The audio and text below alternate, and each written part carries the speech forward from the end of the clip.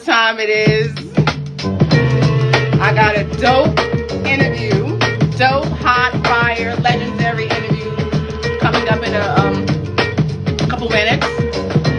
He goes by the name of Dres. He's from Black Sheep. So he'll be joining my live. We're gonna talk where he's been, where he's going, what he's doing now, and we're gonna talk real hip hop and history. So I'm real excited about that. I'm real excited about that because I love promoting the dreams that turn into reality. But at this particular moment, I'm interviewing someone who, paved the way for hip hop. You have to give people their flowers now. I'm not a person who likes to wait until something bad happens to them before I give them their flowers. No, I'm giving it to them now. And if you don't know who I'm talking about Dres from Black Sheep. If you don't know what Black Sheep is, it's a group, a hip hop group. I gotta educate y'all. Okay, this is him. Okay, this is him, Black Sheep, Dres. There he is. I got to show y'all who he is because that's how he looks now. You probably don't. If you don't know, you've been living under a rock. I'm sorry. I'll play some. This beat right here is "Flavor of the Month," which is a song from Black Sheep, which is the group that he was from. So I'm gonna actually play the actual song so you guys can hear. How, if you don't remember, I'll give you a little heads up on what's going on with him. But yeah, he'll be joining my live, and we're gonna talk everything him.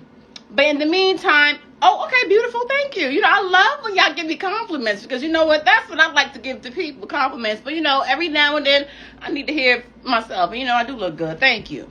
But again, what you guys look like now is the Deeper Entertainment website. This website is where you can actually go to connect with me directly. Well, not with me, with my team, and I'll get back to you. Okay? We have services. We have premium music video editing services. We have promotion on SoundCloud, Spotify, YouTube, whatever platform you need promotion on. We have a team that can help you get to that next level. If you want to get your name out there as far as the press, we have people that can help you get your name out there writing. This is dope. If you want to get your music in the stores, distribution, we do that as well. We can help you with publishing as well, have all the content in your actual name. This is great. I'm just so excited about that. But great. Hold on. I see somebody that's joined my live. I got to stop talking about me and get to what I'm talking about. Okay, there you go. Okay, I like to show off. Okay, anytime, Dres, you can join in live. You see y'all, he's here. Okay, right, man, I'm playing this. Listen. How's it going? How are you? I'm good first. So how's everything? Hey, now. You're good? You hear me? Yeah, I'm good. How about you? Yeah. The connection's a little.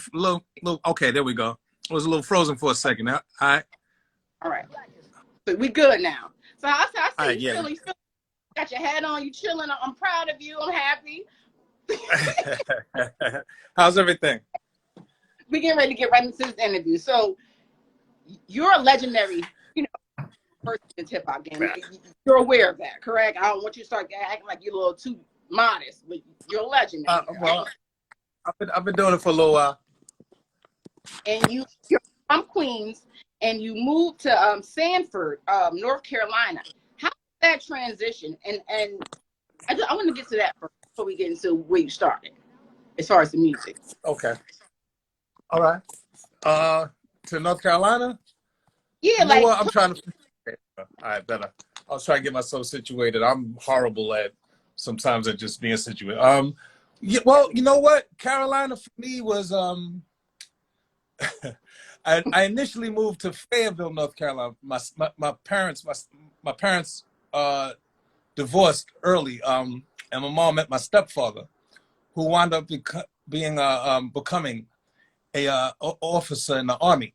So in high school, I got sent to North Carolina with my family, and we're living in Fort Bragg. And I'm from Astoria Projects in New York, so it was definitely it's kind of twofold. when we were moving from New York to Carolina, I expected this racism that a young black boy in New York growing up would hear about as far as the South is concerned.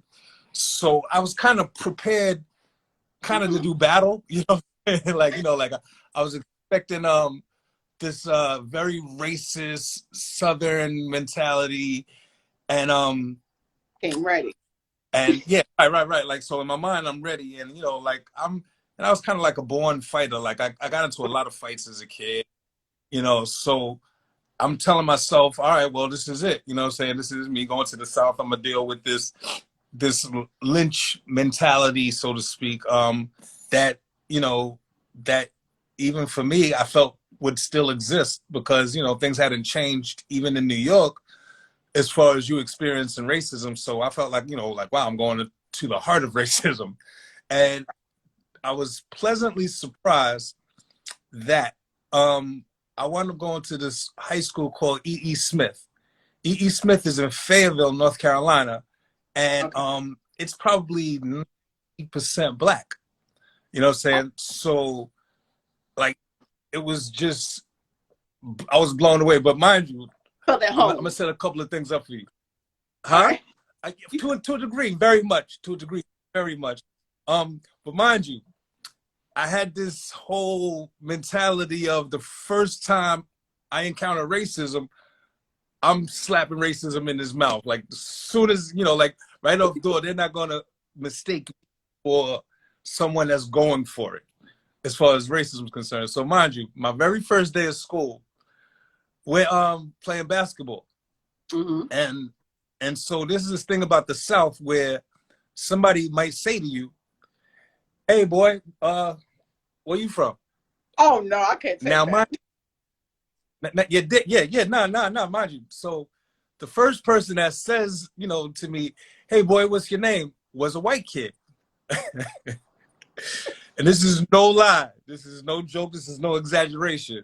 This kid says, and mind you, the school is predominantly black. Black, okay.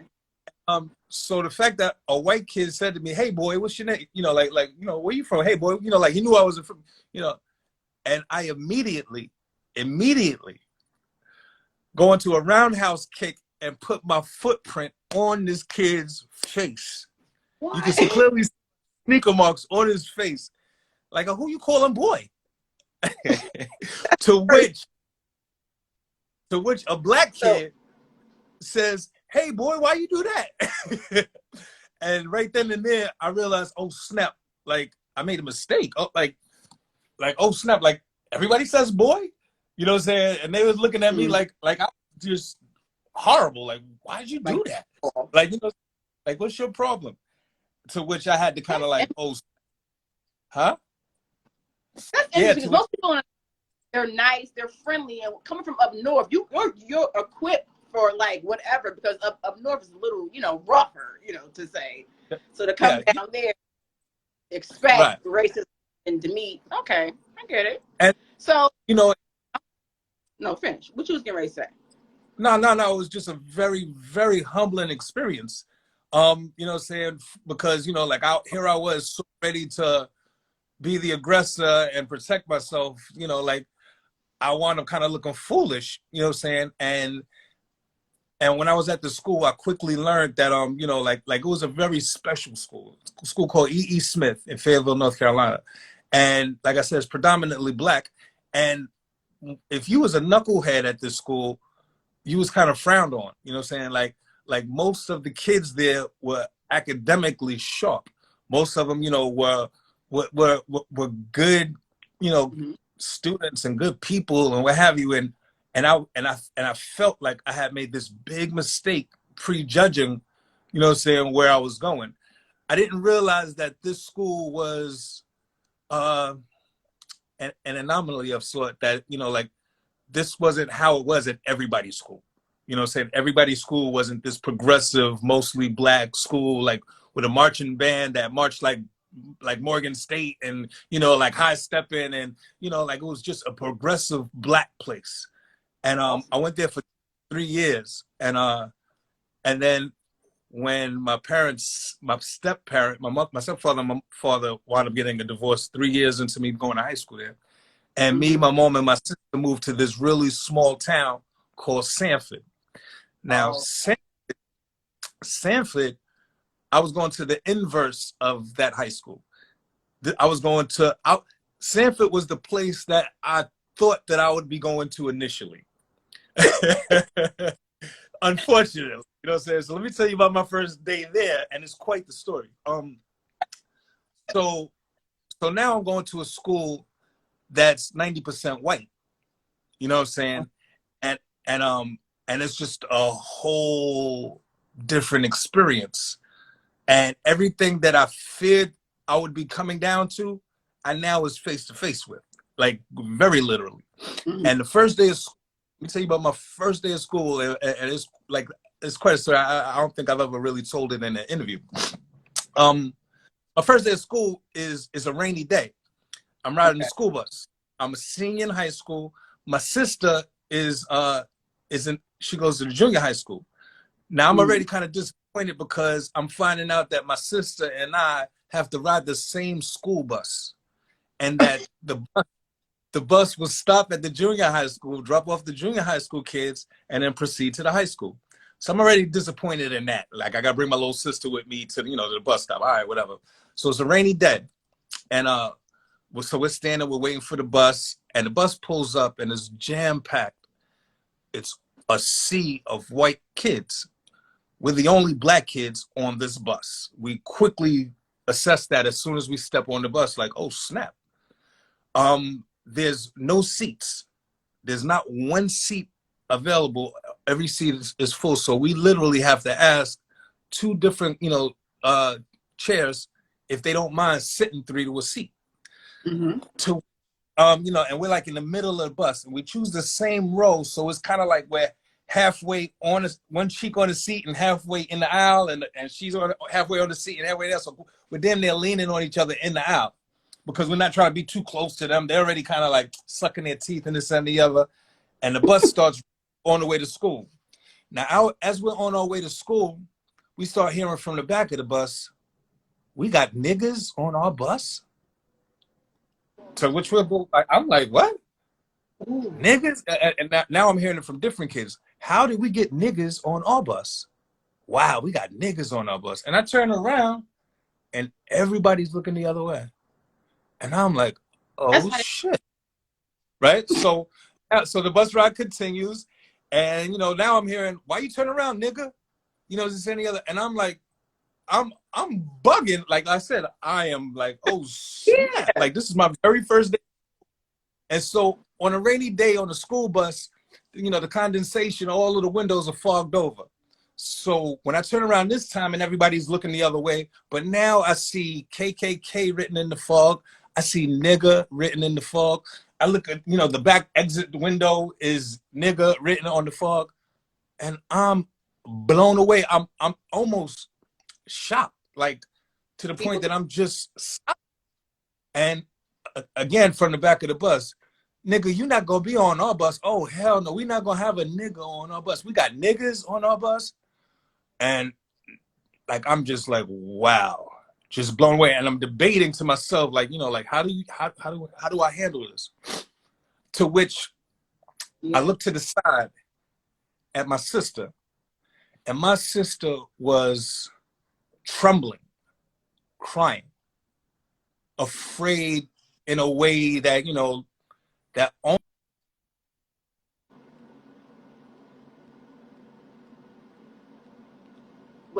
that my little sister is sitting right next to me, and I'm feeling her crying and trembling, and now I'm livid. Now I'm mad. One of the kids in the back, winds up, having the balls to yell, nigga, really loud and long. To which I turn around really quickly and I catch him. You know what I'm saying? I catch it coming out of his mouth, and he tries to turn, but I caught him.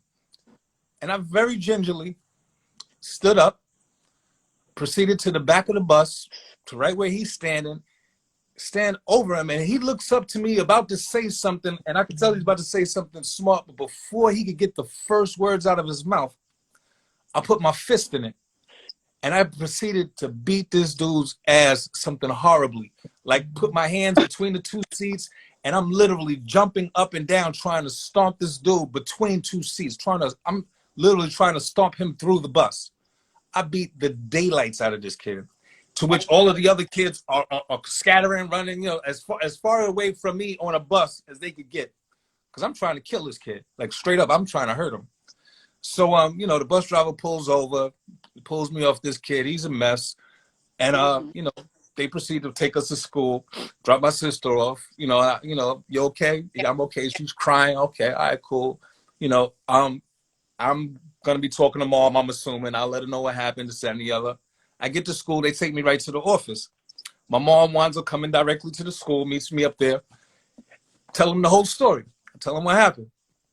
And, like I've got one of those black activist moms too. She's like, well, you did right. You did, you did what you were supposed to do. You know what I'm saying? Nonetheless, I'm getting suspended off the bus. You know what I'm saying? So yeah, right. So I get suspended off the bus, and that I'm not going to be on the bus. And the vice principal, he's like, I'm only going to suspend him for a week. You know what I'm saying? Like what he did, the kid is on his way to the hospital.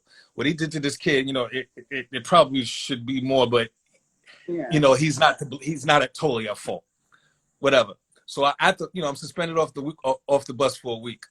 1 week later, especially a black mother, a week later, my mom is not even debating driving me back to school. She's like, all right, well, you getting back on that bus today. You back on the bus today. You getting back on that bus. All right, that's what it is. So it seemed like the very same day. It's a rainy day. Me and my sister waiting for the bus. The very same scenario feels like the same day. When we get on the bus, it's a sea of white kids. All of the seats are full. We start walking towards the middle, to which a white kid says to me, do you want to sit here? And I say, yeah. And he grabs the kid next to him, and they go sit 3 to a seat. And they gave me and my sister that seat. To which I was like very appreciative. It was a silent trip. Nobody said nothing. We didn't say nothing. Mark my words, and this is no exaggeration. At the end of that week, the back seat was my seat. I'm telling you bus stories about New York that I'm just, I'm straight up and then making it much bigger than it is. But the bus became like a bus, and it got to the point where literally I'd have the bus driver once I got cool with a girl, I'd have him stopping to pick her up, and it literally became my bus. But it took that beginning for it to become something where oh, he's different. You know what I'm saying? But but yeah, the South was it was a real learning experience. When you came back up, that's when you started the Black Sheep officially. Is that correct? When you guys, I think you went to Red Alert. Yeah. My senior year of high school, I wound up meeting this kid named Stan. Now, Stan was from New York as well. And at his crib, he had equipment. He had turntables, mics, what have you. And so me and him became fast friends. And so literally every day after school, I'd be over Stan's house. And like I said, he had turntables, mics, this and the other. So every single day, and his mom was cool. We could smoke our little blunts and we'd drink our little 40s at his crib. His mom was cool. So every day I was at Stan's house, just cutting, rhyming, making rhymes, but just on the strength of having something to do. And hip hop was young, and we was just so into it. And there was this cat that was in the middle school, my sister's school, that was come by, and he was just the most amazing DJ. And a kid, he was just, his name was Shorty Doo-Wop, who would go on to be Mr. Long. And so every day for my senior year, I'd see these kids, you know what I'm saying? And there's a few more of us, but every day we'd meet there, and we'd cut, we'd rhyme, we'd do stuff, make tapes and what have you. And little did I know that this was the training ground for a career later on. But in North Carolina at that time, and like I said, it was only 1 year that I lived in Sanford. I had no idea that was something I would go on to do. It was something I enjoyed doing. And my friends were much more interested, if there was an open mic or something, they were always rocking. I would never rhyme in public. It was just something I like to do in my man's room. You know what I'm saying? And but I was really good. I probably was, you know, like the nicest MC in the room, but I didn't take it that seriously. And it would be a few years later, like when I finished high school, I left the week I finished high school, I left Carolina, back to New York, and I'm kind of doing my own thing. I wound up doing some street stuff that got me in some trouble. And when I get myself kind of out of that scenario that I never should have gotten myself into, I'm in college, I'm working, and I have my own apartment. And I'm kind of doing some of the things I should have done initially. And I'm coming from lunch one day. I was working for this federal agency that worked with the homeless. And I'm coming from lunch, and I'm walking down the street of Manhattan, and who do I pass but my little man from the room, Mr. Punk, Shorty Doo-Wop. We literally passing by each other. And I'm like, oh, snap. Like, you know, what you doing here? Like, you know, but he was from New York. He just finished high school, and he's like, yo, I came to New York to pursue this music thing, man. And he's like, you know, like I'm in Brooklyn. I live with my aunt, her man, and their kid in a studio apartment. And I'm like, wow. Like, yo, I said, I just got my own apartment. I was like, yo, if you want, I said, give me 1 week to kind of get situated. And you can come crash with me. And, you know, like you can kind of bounce out from there, you know, get your own place or whatever. But, you know, if you're in a studio with all of that, man, you can come crash with me. I have a 2-bedroom. I'm by myself.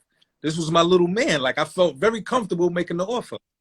So the next week he comes, he brings his turntables, records, and I'm like, I'm blown away. Like, wow, you still doing this stuff? Like, yo, that's so cool. Like, you know what I'm saying? And so at that point, I felt like it was for me to kind of check out kind of the things that he was doing, as opposed to introduce him to the things that I was doing. So I go with him to a studio. At the studio session was a Tribe Called Quest working on their first album. In the session, I don't.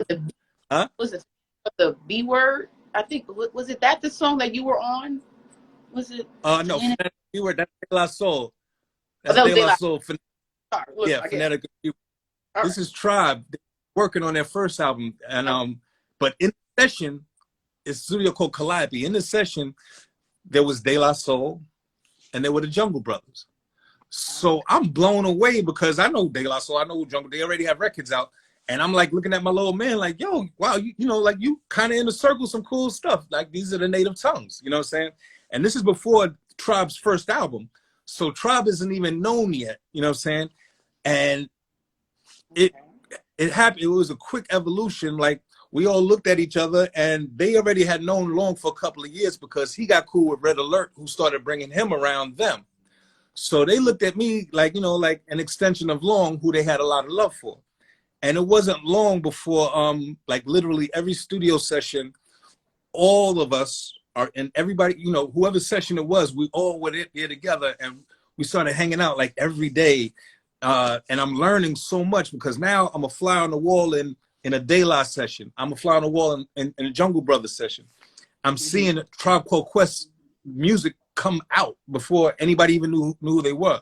So I'm learning a lot of things, and eventually me and Long kind of like I used to have a bunch of jewelry and what have you, and I pawned my jewelry right in front of Long. I pawned the jewelry, give him half the money, and I was like, yo, like let's demo tape, and let's get, you know, Red Alert was on top of everybody. He was kind of like the father of the situation. And I was like, yo, let's go make a demo. Let's give a copy to Red, and let's see if we can get some meetings set up, man. Like we're in the room with some of the greatest cats, man. Like if anything, it's like we're the black sheep of these dudes. You know what I'm saying? And that was the beginning of the name. And we make a demo, we give it to Red, we give copies to all of the groups. Everybody's blown away, like, oh wow. You know what I'm saying? But they didn't understand that me and Long has spent a year literally every day rhyming, cutting, making tapes. Like we both were dope DJs. We both could rhyme. We both had skills, but his skill set was as a DJ was bananas. And he had a DJ's ear. So there was songs that he was dying to put together, but he didn't have equipment. This is before, you know, like a sampler would be in the crib. You know what I'm saying? So, you know, like they were seeing the genius in him because he had records that he had been dying to put together, you know what I'm saying, to a sample wise. And so I was able to reap the benefits of things that he had been wanting to do for years. as far as what I was rhyming on. So everybody was just blown away. And it wasn't long before, you know, we took a few meetings, Dres set up some meetings for us, and we wound up going with Mercury, Polygram. And that was it for us, you know, like we were up and running, you know, and it was. I have a question. How did you link up with Chris Lightly to be manager? How did that link up? That was dope. Chris, God bless him. Chris was the road manager for the Jungle Brothers. Okay. So when we went out in the studio, you know, Chris was going to come through at some point. You know what I'm saying? Because, like I said, he's the road manager of the Jungle Brothers. He knows everybody in this room. You know what I'm saying? He's a violator. He's Red Alert's like, you know, he's like a little brother to Red Alert. So, you know, like when he's seeing us, you know, getting to know everyone. We're getting to know him. He's seeing our first demo. Red, you know, gives him a copy of what we're doing, and you know, like he's blown away. And we don't have any representation at this point. And he had aspirations beyond being a road manager. And you know, like he was interested in managing us, and we trusted him. We're all, you know, we've been in this room together for a little while now, so you know, we trusted him to take these meetings with us, and you know, and to speak on our behalf. And he wound up becoming our first manager. And the black sheep check, the check that we got for our deal, wound up becoming the document that solidified his corporation. It's the very first check that his corporation ever received. You know what I'm saying? So like we were a very instrumental part in his career as well. You know what I'm saying? Exactly. And one of the things that we had was with Def Jam. And Def Jam, we really didn't hit it off with Leo. Huh? Yeah. You say you turned down. We didn't hit. We turned down Def Jam, but a few months later, they made an offer to Chris Lighty to work at Def Jam.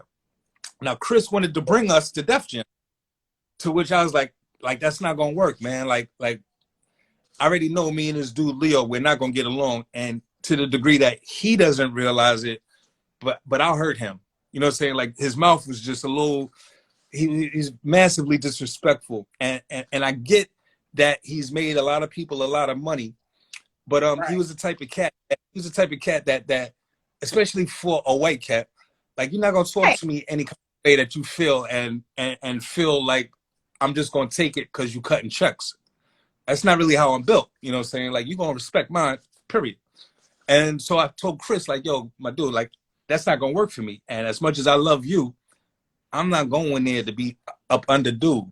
If dude is gonna be your boss, that means that he's gonna be trying to, you know, what it was the first time I met with him, he's on the phone making sure that I hear him talk disrespectfully about Slick Rick. And now in my mind, I'm like, I don't even have a record out. If you feel comfortable talking about Slick Rick in front of company, I can only imagine how you gonna treat us. This ain't gonna work for me. You know what I'm saying? Ooh. And so he winds up going on to work for Def Jam, and he introduces me and Long to Shakim at Flavor Unit. So that's how Flavor Unit wound up becoming our managers after Chris. Chris kind of gives us, you know, a dope alley-oop, if you would, to the unit, and the beginning of a cool relationship as well. Big up to Shakim and big up to Latifah. They helped us at a time, you know, when we had music out, we had the deal, but things were starting to happen for us, and they helped us kind of move it forward, you know. Salute to you for standing your ground and, you know, being true to yourself. A lot of people can't say that. Some people will take that check, you know, just because, you know, and their morals are at stake. So salute to you, for real. I'm really. That was love. How do you feel about success? Do you think it changes relationships? Because based on, you know, what you said thus far, people that you have, you know, interacted with, do you think it changes, or does it for the better or for worse? What's your take on it? Success. It's a double-edged sword. You know, money, double-edged sword. In my opinion, it doesn't make you who you are. It amplifies who you are. You know what I'm saying? And if you're someone of substance and someone that's kind of grounded, if you're approachable, if you're an easygoing person, if you're a logistical person, then all of that is stuff that is going to resonate with people. People are going to like you for that. Mm-hmm. But if you're a stingy person, if you're a selfish person, if you're someone that puts a dollar sign on things that are actually priceless, you know what I'm saying? Mm-hmm. Then it magnifies that too. You know what I'm saying? You know, so I've seen how it plays, you know, and to the degree that, you know, like if you wasn't necessarily a good person, you know, some success can make you a horrible person. But if you're good innately, if you have goodwill and you come from a good place, even with your mistakes, I think that it can amplify that as well. And, you know, and that resonates with people as well, because, you know, we all make mistakes. We're all going to bump our head. We're all going to fall down. You know, sometimes the difference in it is what you do after that happens, and how you deal with that, and how honest you are with yourself as well, with those around you. You know, money and success, yeah, it's quite the beast, you know what I'm saying? And I've literally watched how it played in the native tongue. You know, one of the things that I always used to push towards all of the other cats in the groups, and like, mind you, when we talk with native tongues, we're talking De La Soul, Tribe Called Quest, Jungle Brothers, Queen Latifah, Moni Love, Chi Ali, Beatnuts, even, you know, affiliates like Brand Nubian and things thereof, you know what I'm saying? I used to always stress us forming a corporation, us, you know, taking a lot more, there was a lot more power that I felt that we had together. And once it got to the place where all of us could stand on our own as individuals, that De La could stand on their own, Tribe could stand on, Jungle could stand on, Latifah stand on their own. Once it got to the place that everybody didn't need the other, then it wasn't that important. And that was a huge mistake, in my opinion, that, because, you know, to me, now mind you, mostly everybody was who they were when I met them. You know what I'm saying? Right. So they already had a degree of success. So I'm kind of coming in and I'm making suggestions as the new kid, you know, and you know, I felt like the records that we were making, it was important for everyone to see that we were a microcosm of what we're asking them to be. We're making records asking them to be together. We're making records about self-empowerment, about unity, about the power of the Black dollar, about the power of the Black vote, about, you know, things that were really pertinent in our community. And I felt like it was important for us to be a microcosm of that, so that when people looked not only at our records, but when they looked at us, they saw an example of what we were asking them to be. And it's unfortunate that to this day, you can't write a check to the native tongue. It's unfortunate that we don't have our own distribution. We don't have our own, you know, touring network. We don't make records together anymore. You know what I'm saying? And all of that is a result of success. You know what I'm saying? Like, all of us as individuals, we're all able to take care of our families. We're all experienced veterans for 25 plus years. We've all made a living at doing what we do, but we didn't do what we asked the people to do. Ooh. We didn't move together. You can't write us a check right now. There's no board of directors. There's nothing that we pass to our children as a unit. You know what I'm saying? We do that as individual groups, but we don't do that together. And I dare to say that together, even right now, we're stronger than any one of us. But we've yet to attain that because of success. We've all, to a degree. And, you know, once the urgency was removed, then you know, then we became content. It's almost like, you know, sometimes in the Black community, you know, like when someone becomes successful and moves out of the community, you know, like the community still exists. There's still a need. There's still a cause. There's still a reason to go back. There's still a reason to give of yourself. There's still a reason to be an example that's much greater than you making it out. You know, so that's something that I hope still comes into fruition. You know, like that's something that I still shoot for. You know, and hopefully God blesses us. You know, with that happening at some point in our lifetimes and careers. You know, because it's still there for us. You know, like people would still come out to see a native tongue tour. People would still buy a native tongue record. You know, and in my opinion, like, we're supposed to control all of that. You know, it's supposed to be on our label. It's supposed to be we're supposed to be the booking agency. If you buy some water at the Native Tongue Show, it should have a picture of the native tongues on it. Like we can control everything if we just move together. You know? So, you know, so when it comes to success, like I said, it's a double-edged sword. You know, you're very grateful for what you get out of it, but you'll always see what you did, you know? You know, I like that answer. And I love giving people their flowers while they're here. And I want to ask you a question. Because people don't, don't give the DJs the credit that they deserve. And I want to know, how important was DJ Premier in your career as far as, where you are now, as far as personally, business-wise, how important was he in your career? So you have a lot of people. And I wanted to give him that, time for you Primo? to actually, yeah. Me and Primo are very cool. Like, you know what I'm saying? Oh. And yeah, like me and Primo have been cool for a lot of years.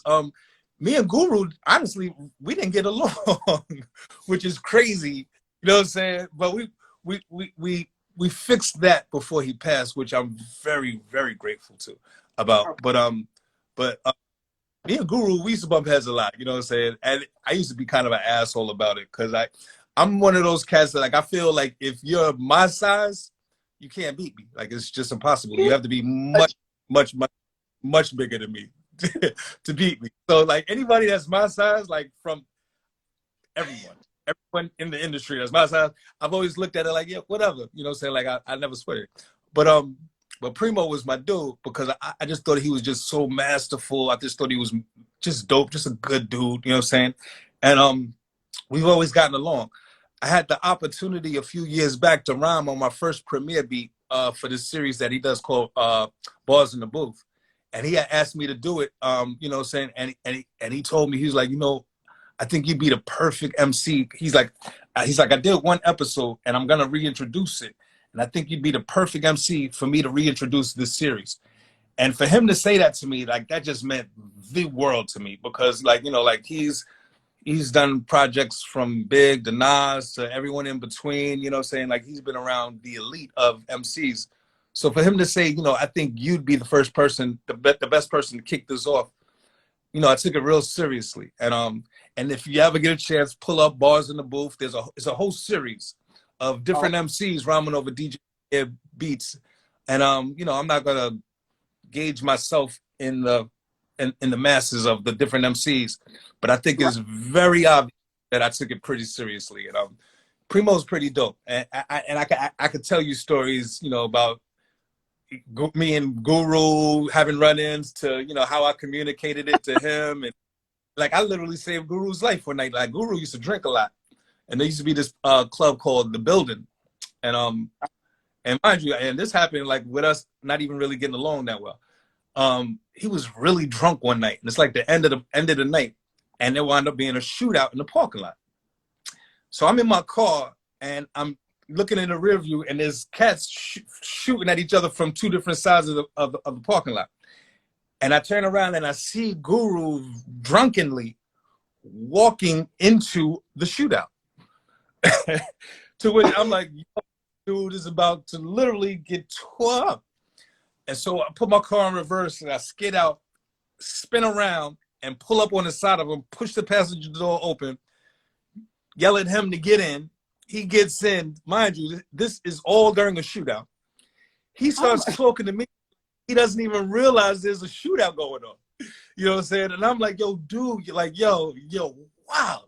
skid out of the parking lot, go around the block, see Preem's MPV, pull up on his MPV, put the window down and yell at him like, yo, get your man. Get your man. Your man is wilding out here. And, you know, Guru's looking at me like, what are you talking about? You know what I'm saying? I'm like, yo, dude. Like, yo, Primo is like, yo, looking out, this, that, and the other. But, you know, Primo's a good dude. He's got a good crew, you know, and he bleeds hip hop. You know, love him to death. A lot of love. You're amazing. You have a lot of energy. You're great to talk to. Awesome. I got one more question, and I'm gonna let you go. Sure. No, probably two more. It's all good. Flavor of the month, or this is yours. Which one? Come on, you gotta pick one. I'll let them Flavor. Know. I'm gonna go with Flavor. I knew it. Okay, all right. Like Flavor to me was don't get it twisted. Like the remix of Choice is otherworldly. Right. Otherworldly. Like I remember when we were listening. Like I remember when we finished the remix. We're in the studio. We're listening to it, and I'm like, yo, I don't know what we just did, but I do know we just did something. You know what I'm saying? And so it was hard to say like 25, 30 years later that record would be a generational hip hop record. Couldn't predict that. But I could predict that, yo, no one's ever heard anything like this before. But for me, Flavor of the Month, it just artistically, everything about it, all of the components fit organically. It was just this really cool introduction for us. And you know, like it might over time, it, you know, Choice is definitely the much bigger record, but artistically, you know, like it Flavor of the Month is not a remixed record. It was right the first time. You know what I'm saying? Like it's just what it is, and it's just something that's just very special and came at a very special time in hip hop. You know, and aside from, I can tell you, aside from the introduction, which got me in a little bit of trouble, not really, but because it wasn't because cooler heads prevailed, and it wasn't anything that I meant. But when the record first came out, at the very beginning of the record, it says Long, my partner, who can say things sometimes that are very biting. He was Long is an asshole. Like Long, you know, and he'd be cool with me saying, because he knows like Long could be an asshole. So the beginning, Long says, you know, do I want some vanilla ice, or do I want to taste the chocolate? Now, Big Daddy Kane's album was called A Taste of Chocolate, and he's literally saying vanilla ice. And, you know, like when I didn't really care so much that he said vanilla ice, but when he said taste of chocolate, like I confront him like, yo, like, dude, are you trying to diss Kane? Like, I know you just, you know, and he reassures me like, nah, like, I'm not trying to diss Kane. Like, I'm just saying like, we're something different. I'm just saying, you know, this is our introduction. We're something different. And, you know, I never had a record out at this point in time. And I'm like, okay. You know what I'm saying? Like, you know, that was good. You're telling me that you were, because we can't diss Kane. That's not what we're doing here. You know, I'm a huge fan of Kane's. But, you know, and it's not like I fear dissing Kane. It's just not what we're doing. You know what I'm saying? But, so, you know, I just wanted to make sure that that's not what we were doing subconsciously or on low. And if it was what you're trying to do, we got to change that. So he assures me that that's not what's happening. And true to form, when a record comes out, everyone thinks we're dissing Kane. Everyone thinks we're dissing Kane. I meet Kane's brother, Shane, Little Daddy Shane, and we hit it off crazy as soon as we meet, to which he kind of ends the conversation with, so why you dissing my brother? And I'm like, I'm not dissing your brother. You know what I'm saying? Like, this and the other. I was like, yo, man, I was like, I'm going to keep it 100. I confronted my man about what he said, and he assured me that he's not dissing Kane, and I believed him, and we brought it out, but he was just saying that was something different. And he's like, okay, good. And this is at the Apollo. We had a show this night. This is at the Apollo. And he's like, okay, cool. He's like, you probably got to tell my brother because he's coming. I'm like, okay, all right, cool. You know what I'm saying? I'm like, oh, my God. But true to form, no one ever confronted Long about what he said. It all came to me because I'm the lead vocal. You know what I'm saying? It was like I said it, this and the other. I was like, yo, this is crazy. Like, you know, like I told him, like, yo, make sure this is not a diss. It's Right. not a diss. Oh, everybody comes to me. All right, cool. So when Kane gets there, you know, I'm like, you know, I confronted straight up, like, you know, like, yo, I spoke to Shane, this and the other, and he told me about a scenario where Kane is sitting around a TV with like G-Rap and like Eric B. And as soon as the video comes on, they all looking at him like, oh snap, he dissing you. And I'm like, wow, you know what I'm saying? So I kind of show him like, look, man, my little man said this. I said, but I'm not throwing him under the bus. I'm letting you know how it played out. When he said it, I confronted him about it. He assured me that he wasn't dissing you and that he was really just trying to say that we're a new group. There's vanilla, there's chocolate, we're something that's different. That's it. That's all. That's it. I'm a fan of yours. I hope this doesn't go any further. I said, and if he's in trouble, then I have to be in trouble too. That's my man. I said, but I did confront him about it, and I'm assuring you, he didn't mean nothing about it. And I'm telling you face to face, I definitely wasn't dissing you.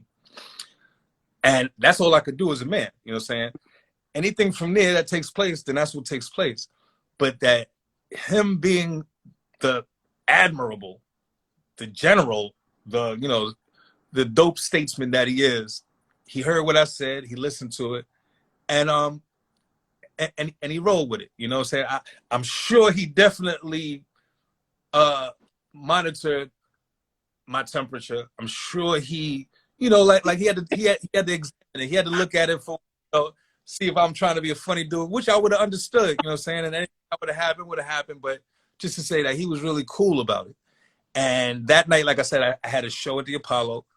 I put him in my freestyle. He's literally, you know, big shout to Kane in my freestyle. And, you know, years later would go on to become, you know, I'm not gonna call him a friend, but we're definitely good associates. We have each other. We do shows together. Like, you know, it played out very cool. You know, and I feel like I could reach out to him if I ever needed to. You know, he's a good dude, really good dude, good father, you know, good person. You know, but that was the beginning of Flavor of the Month. And it was kind of serious to the degree that even Red Alert didn't play that record. Word up. Whereas, you know, Kane was his relationship with him. And so I expect that Red didn't know if we were trying to backdoor some shit or whatever. Red just stepped back from it. And it would be a while before he felt comfortable playing it. And you know, and we had to understand that. You know, we were the new kids on the block, and you know, and we came in ruffling a few feathers even if we didn't mean to. You know, and that's another thing I learned. You can ruffle feathers when you don't mean to, you know. And you know, and that's what it was. But over time, I think, you know, we started getting to know people better. People started seeing who we are, even artistically. You know, we wasn't trying to come in on some shock value to get our props. Like, we didn't have to. Like, we were nice. We were dead nice at what we do. And you know, so, you know, that was Flavor of the Month, but I still choose Flavor of the Month over choice. Yes. That's a great story. So I see why you chose that story. All right. Final question. All right. Sure. Before you leave this earth, what is the legacy you want left behind? The legacy. That Dres was one of the very best at getting better. All right. Dres was one of the very best at getting better. That's what this has been for me. You know what I'm saying? That, you know, some of the dopest things that I've done in my career haven't been on anyone's radar. You know, like, you know, a lot of people are really caught up in the first album and the success of the first album. I have my own label, and I've put out, you know, solo projects. I've put out a project with me and Jerobi under the moniker Evertan, which is native spelled backwards. I put out some amazing work that a lot of people might have never heard. You know what I'm saying? And all been me learning how to do things on my own, learning not on a label or any entity other than my own ambitions, and as an MC, I've consistently gotten better with all of the music that I've put out. And I have an amazing project that's coming called, I don't know if you're familiar with what I'm about to be releasing soon. It's a project that I was blessed by the mother of Jay Dilla to go through his personal and create a project. The project, I named it a group. The group name is D&D. D&D is Dilla and Dres. I have an album that's coming out this summer that is 100% produced by Jay Dilla. And I think I do. yeah, it's gonna blow up anyway. It's got features by the likes of Bun B, Freeway, Chuck D, let me see, my man Jay Sands, CeeLo Green. I've got Corey Guns, Chi Ali, Myson, my man Sauce Money. I've got this amazing project that's 100% produced by Jay Dilla under the moniker D&D, Dilla and Dres. That'll be coming out this summer. And it's an amazing piece of work. And I look forward to people hearing it. And it reminds me a little bit of the remix of The Choice Is Yours, because it's one of those things where I don't know what's about to happen, but something's about to happen. You know, it's one of those. You know, I feel really good about it. It's a powerful project. It makes you feel good. The name of the album is called No Words for a good reason. This is the project that like when you're telling somebody about when somebody from my generation is telling someone younger about the golden era, this is the album you give them. This is the album that says I could show you better than I could tell you, you know, and they'll get a chance to kind of understand, you know, where we come from with it. You'll put on some headphones and you'll go away from where you are. I promise you. It's a very empowering project. It's a feel-good project. You know, it's very reflective of the hip hop that I bring to the table. We're ready, guys. We're ready. Thank you. Thank you so much for your time, man. Thank you. Any final words? To start off with an apology. I so apologize for missing the last time we were supposed to. I had the blowout of life on the highway. Like I had never had a wheel blowout on the highway before, and I was trying to get positioned to get home for us to have our interview, and literally like wound up pulling off the highway on a rim. So I wanted to apologize for not being able to get to our last meeting. I'm not a person who gets size. I'm good. I understand it here. Thank you. It didn't mean I owe you an apology. You know what I'm saying? Thank you for having me sincerely. I really appreciate it. Taking the time to listen to an old man. You ain't no old man. You're a legend. You're moving the culture forward. Come on now. Come on. Let's win. Thank you. Mwah. Thank you so much. Much love back at you. Yes. Have a good one. Thank you. Big shout out to everybody that watched us and checked us out. Much love. Follow him.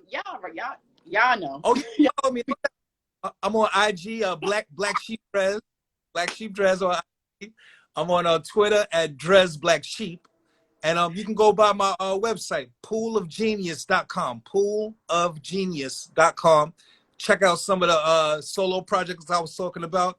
Check out the Everton album, me and Jerobi. And there's a bunch of videos you've probably never seen. And you can get some Black Sheep merch. Word up. That's how you do that. Now that's the closing. You hear me? Let it be known. All right. Okay. Yes. That's Love you all. All right. You have a good one. You too.